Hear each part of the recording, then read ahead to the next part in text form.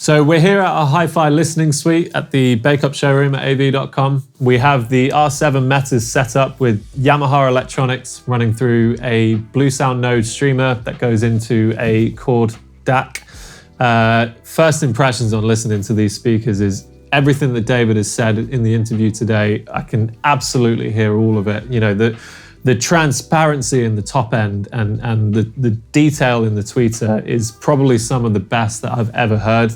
We were listening to a Sarah McLachlan track before, which has quite a lot of varying dynamics. And I think one of the most impressive things that I heard was just the dynamic control and the dynamic range that the drivers are able to kind of muster. It was really impressive. And one of the first times I'd ever heard that track where I felt as if the speaker was portraying the same way that the vocal was performed.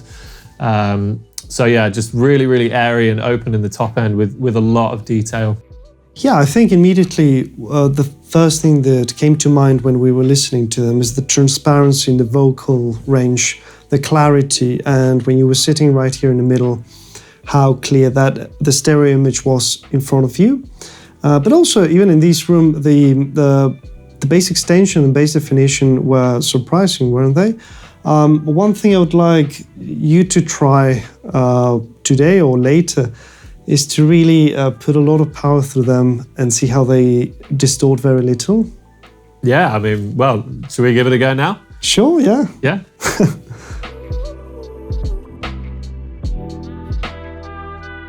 I mean, that was impressive. I'm almost a bit speechless, to be honest with you. It's been a while that I've heard real hi-fi sound like that.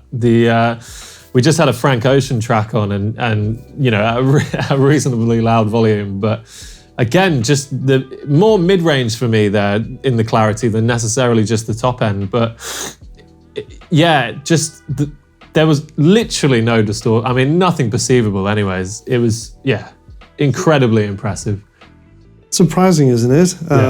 Yeah, that's one of the things that we are trying to do, really allow the speaker to sound as loud as possible and as dynamic as possible, really low distortion of all kinds. Yeah, I can imagine that being, you know, in a use case scenario, especially as you start to get up in the gain stages, it's just interesting that the sound essentially doesn't really change that much. It's pretty linear in its progression as it gets louder.